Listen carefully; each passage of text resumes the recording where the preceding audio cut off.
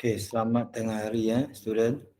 So, untuk hari ini masih sama di bawah tajuk 1.1 ubahan langsung So, hari ni sebelum kita masuk latihan tu, cikgu nak cerita dulu.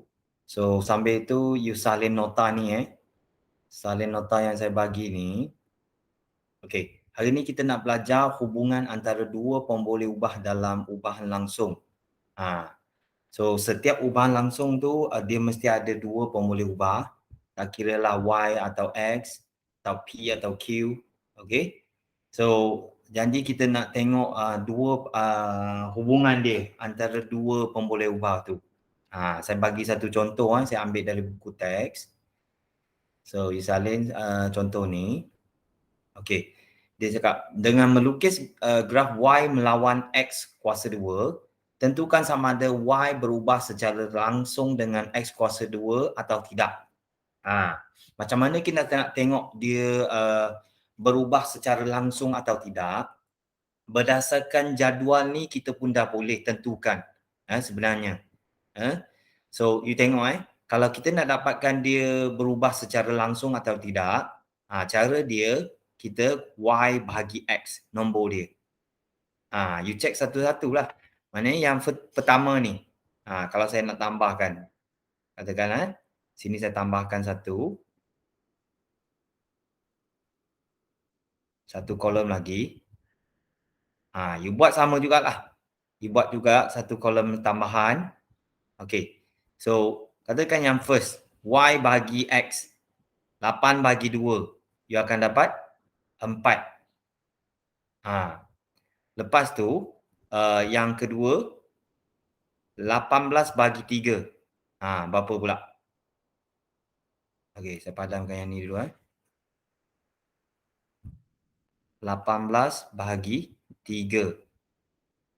So, kita akan dapat 6. Yang ni. Okay. Lepas tu, yang ni pula. Yang ketiga. 32 bagi 4. 32 bagi 4. So, yang ni dapat 8. Okay. So, last kali 50 bagi 5. Dapat 10. Okay. Macam mana kita nak katakan dia ubahan langsung? Okay. Bila Y bahagi X, kalau kita kata dia ubah langsung, patut nombor di sini yang kita dapat ni, Y bahagi X ni, patutnya semua sama. Semua nombor yang sama. Tapi ikut sini, Y bahagi X, nombor dia semua tak sama. So, Y dengan X, dia bukan ubahan langsung. Dia bukan ubahan langsung kepada X. Ini simbol ubahan langsung. Okay. So, dalam keadaan ni, Y tidak berubah secara langsung terhadap X ni. Tapi, untuk soalan ni, dia minta X kuasa 2 punya. X kuasa 2 punya. So, saya buat satu lagi untuk X kuasa 2 punya. Sekejap, silap. Okey, untuk X kuasa 2 punya, bila saya letak macam ni, okey, ni sekadar pengetahuan bagi tahu. So, kalau ikut yang ni first, 2 kuasa 2. 2 kali 2, 4. Second, 3 kali 3, 9. Yang ni, 4 kali 4, 16. Dan last kali, 5 kali 5, 25. So, ini nombor X kuasa 2. Okey, lepas tu, Y kekal sama. 8, 18, 32, 50. Sekarang kita tengok. Untuk yang ni pula. Ada tak dia berkadar langsung? Okey, untuk keadaan ni. Y bahagi X kuasa 2. So, Y 8 untuk yang pertama ni set pertama ni. Y 8 dibagi X kuasa 2 tu 4. 8 bagi 4 dapat 2. Okey, untuk second ni 18 bagi 9 dapat 2. Okey. Yang ketiga, 32 bagi 16 dapat 2 juga. Dan yang terakhir, 50 bagi 25 dapat 2 juga. Okey. So untuk keadaan ini, bila pembahagian tu kita dapat result dia, keputusan dia nombor yang sama, maknanya kesimpulan dia y berubah, maknanya kita boleh tulis dah bawah tu y berubah secara langsung dengan x kuasa 2. Kalau kita tulis dalam bentuk ubahan langsung dalam bentuk huruf tu, maksudnya y berubah secara langsung dengan x kuasa 2. Ini cara tulis dia, ubahan langsung. Okey. Dan kalau kita pindah data tu ke graf, bila ubahan langsung tu, okey, berubah secara langsung, dia start dari garis lurus tu yang kita dapat ni, data yang kita dapat ni, dia mesti start dari asalan tu kosong. Data dia mesti start dari kosong. Okey, bila kalau bukan berubah secara langsung, line garis lurus yang kita dapat tu, dia akan mula dari tempat bukan kosong. Dia start bukan kosong. Katakan contoh saya lukis garis lurus ni. Okey, dari sini dia start 20. Mana ini bukan berubah secara langsung punya hubungan. Okey. Untuk hubungan secara langsung, dia mesti start dari kosong asalan dia. Ingat kalau kita pindahkan data tu, di graf memang kita akan nampak. Okey. Y berubah secara langsung dengan X kuasa 2, mesti start dari kosong data dia. Dan cara tulis dalam ungkapan tu, ini dia. Y berubah secara langsung dengan X kuasa 2. So, cikgu nak you salin jadual ni. Ini pengiraan dia. You salin. Lepas tu, graf ni you lukis. Dan ayat ni mesti tulis. Ini pun tulis. Macam saya. Okey. Ini contoh yang pertama. So, turun ke bawah. Ini kesimpulan yang kita dapatlah melalui contoh tadi. Okey. Bila kita kata dia berubah secara langsung, maknanya y bahagi x tu dia mesti dapat nombor yang sama. Yang kita panggil pemalar. So, B, graf y melawan x iaitu garis lurus mesti melalui asalan. Ingat kalau berubah secara langsung punya hubungan ni, dia punya graf mesti start dari kosong. Graf dia ke graf garis lurus dia mesti dari kosong asalan. Kalau dia start dari tempat lain, mesti tak boleh. Itu bukan ubah secara langsung dah. Okey, ayat C. Pemboleh ubah Y berubah secara langsung dengan pemboleh ubah X. Maksud dia, kalau kita tulis dalam ungkapan, Y berubah secara langsung dengan X. Itu cara tulis kita. So, ini kesimpulan yang kita boleh dapat melalui contoh yang saya bagi tadi. Salin juga. Okey, saya turun ke bawah. Okey, sekarang kita tengok latih pendiri 1.1B. 1.1B soalan 1. Okey. 1 ni.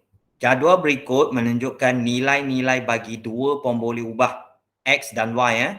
Sama dia masih guna X dan Y. So, A, tentukan sama ada Y berubah secara langsung dengan X atau X kuasa 3. So, maknanya kita kena tunjukkan dua keadaan. Satu X kuasa 3. Kita tengok mana satu yang boleh dapat nombor yang malar. Okey, pemalar dia. So, kemudian tuliskan hubungan tersebut dalam bentuk ubahan. Macam saya tadilah, ubahan tu. Yang ni, simbol dia. Okay, so first kita tengok dulu. Y berubah secara langsung tak dengan X? Okay, so mengikut kiraan dia, kalau ikut jadual ni, saya cuma tambah satu lagi kolom. Okay, bagi besar sikit.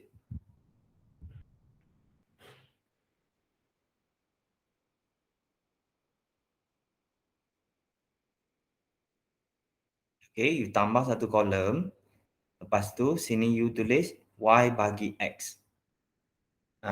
Kalau ikut sini, 2.5 untuk set pertama ni, 2.5 bagi 1. Mana sama 2.5 kita dapat. Okay, second pula. 5 bagi 2. Kita akan dapat 2.5 juga. Okay, 7.5 bagi 3. So, kita akan dapat 2.5 juga. 10 bagi 4, kita akan dapat 2.5 juga untuk set ni.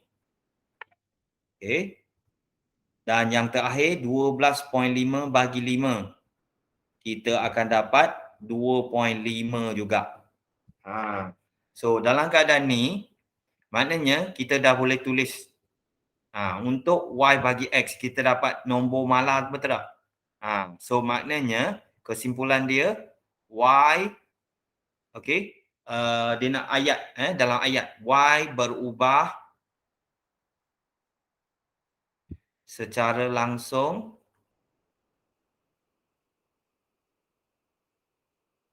dengan X. Sebab semua dia malar. Nombor yang sama dia dapat.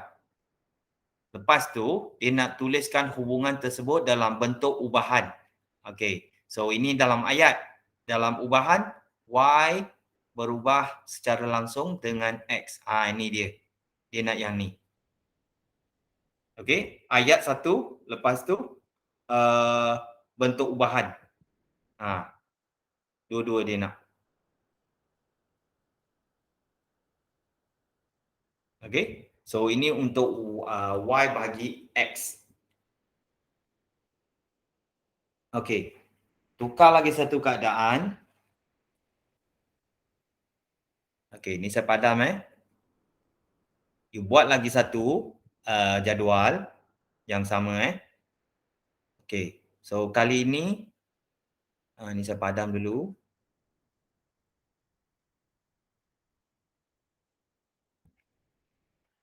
Okay, ni salin Ni first punya.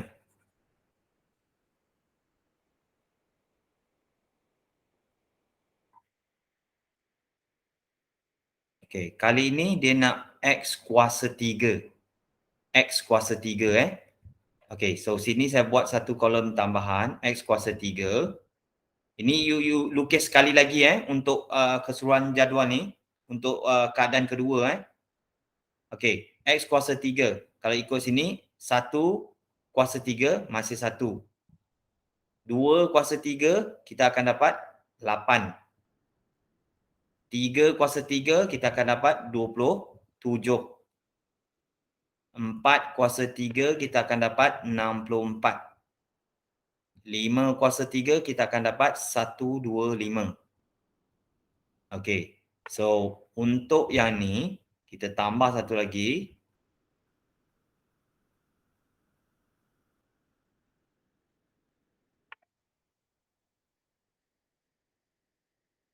Okay, keadaan kedua ni, Y bagi X kuasa 3. Yang ni, kita nak tengok pasangan ini pula. Ada tak dia berubah secara langsung atau tidak? Okay, kalau ikut sini, Y bagi X kuasa 3 So, maknanya 2.5 bagi 1 masih 2.5. Okay, yang ni 5 bagi 8. Ya, 5 bagi 8. Okey, 5 bagi 8 kita akan dapat 0.625. Okey, yang ketiga 7.5 bagi 27. 0.28.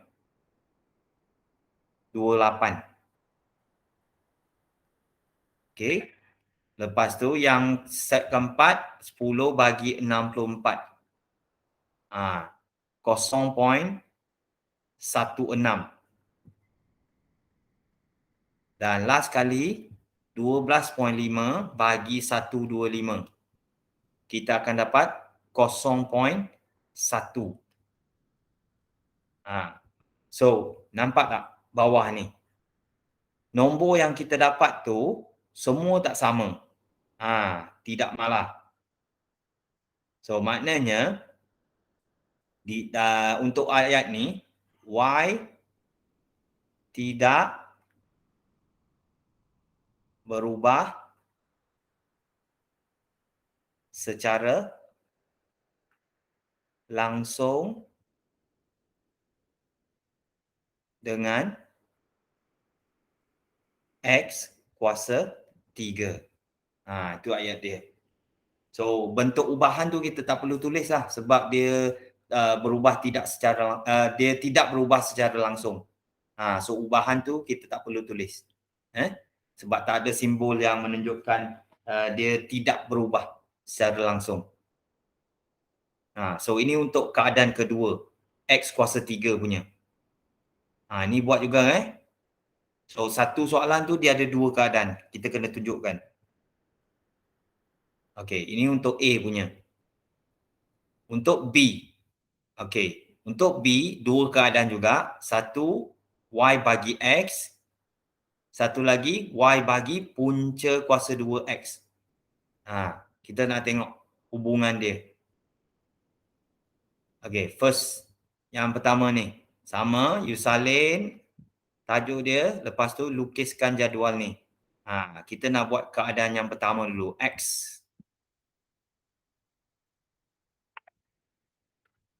Okey, lukis macam saya. Lepas tu sini Y bagi X. Kita cek satu-satu. Okey, berdasarkan yang ni Y bahagi X. So 0.6 bagi 4 untuk set yang pertama. Set yang pertama So kita akan dapat 0.15. Okey, set kedua 0.9 bahagi 9. 0.1. Nampaklah tak sama dah. Okey, tapi kita kena teruskan habiskan dia. Supaya dia jelas, kita boleh nampak. Okey, 1.5 bahagi 25. 0.06 kita akan dapat. Okey, yang ketiga 1.8 bagi 36. Kita akan dapat 0.05. Dan yang terakhir 2.1 bagi 49. Kita akan dapat 0.04. So untuk keadaan yang pertama ni, jelas Y bagi X tu kita tak akan dapat nombor yang sama. Okay, so keadaan ni kita boleh tulis Y tidak berubah secara langsung dengan X. So ini ayat dia untuk keadaan yang pertama. Okay, salin, you buat jadual tu, you salin. Keadaan pertama. Okay, so lepas tu saya padam.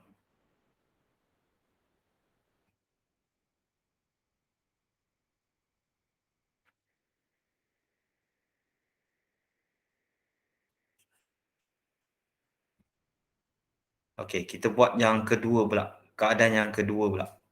Punca kuasa 2X. Okey, saya tulis dulu sini punca kuasa 2X. Okey, mana X ni 4. Keadaan pertama 4 tu kita masukkan. Punca kuasa 2, 4. Kita akan dapat 2.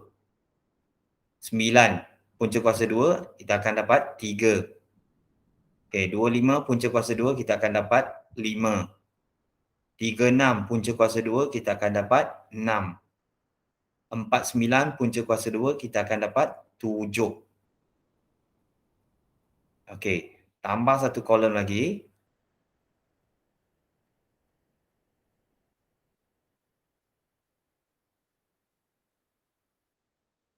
Y bahagi punca kuasa 2X. Maknanya Y 0.6 bagi 2 ni. 0.9 bagi 3. Kita tengok. Okey. So, untuk yang pertama, 0.6 bahagi 2. Kita akan dapat 0.3. Okey, yang kedua ni, 0.9 bahagi 3. 0.3 juga. So, yang ketiga, 1.5 bahagi 5. Kita akan dapat 0.3 juga. Yang seterusnya, 1.8 bahagi 6. 0.3 juga kita akan dapat. Dan last sekali, 2.1 bagi 7. Kita akan dapat 0.3. So, jelas. Yang ni kita akan dapat nombor yang malah. Sama saja. So, ayat dia, Y berubah secara langsung dengan punca kuasa 2 X. Ni ayat dia. So, tulis dalam bentuk ubahan, Y berubah secara langsung dengan punca kuasa 2 X. Ini bentuk ubahan. Okey, ini keadaan kedua.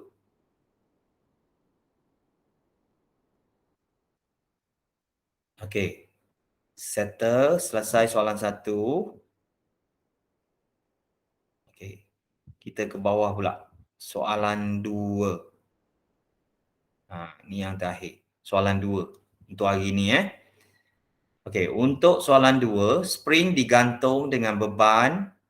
Okey, jadual di sebelah menunjukkan jisim beban X gram dengan pemanjangan spring P cm Dengan melukis graf P melawan X, tentukan sama ada P berubah secara langsung dengan X atau tidak. Okey. So, dalam pengiraan, kalau kita ikut pengiraan tu, dia nak melukis graf P lawan X. Maknanya P bagi X nanti. Okey, kalau ikut sini jadual dia. Kita buat jadual je lah. Untuk keadaan ni, cikgu tak perlu sebab tak ada graf kan. Cikgu tak perlu you lukis graf. Soalan ni you salin je. Kita gunakan jadual tu pun dah cukup dah. Kalau dapat nombor yang malah, maknanya kita dah cukup dapat bukti dah. Dia berubah secara langsung atau tidak.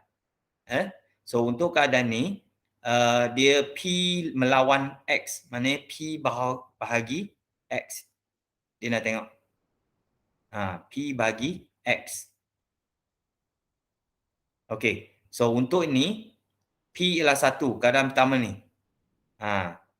Maknanya 1 bahagi 5. 1 bahagi 5, 0.2.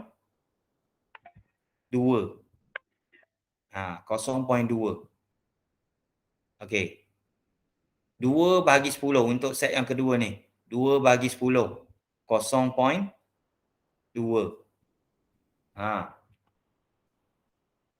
Okey, untuk set ketiga, 3 bahagi 15. 3 bahagi 15. 0.2. Okey. Untuk yang seterusnya, 5 bahagi 25. 0.2. Dan last kali, 6 bahagi 30. Kita akan dapat 0.2 juga. So, berdasarkan jadual ni, dah terbukti. Okey, kita dapat nombor yang malah. Okey, so dalam ayat kita, kita boleh tulis dah. P berubah secara langsung dengan X. Okay. So, tulis dalam bentuk ubahan tu, P berubah secara langsung dengan X. Kita biasakan. Satu ayat, satu bentuk ubahan. Cara kita tulis.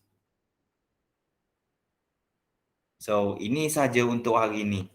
Sebenarnya cikgu cuma nak you tahu macam mana berdasarkan data tu yang kita dapat tu, macam mana kita nak tentukan hubungan antara dua pemboleh ubah tu dikatakan berubah secara langsung atau tidak.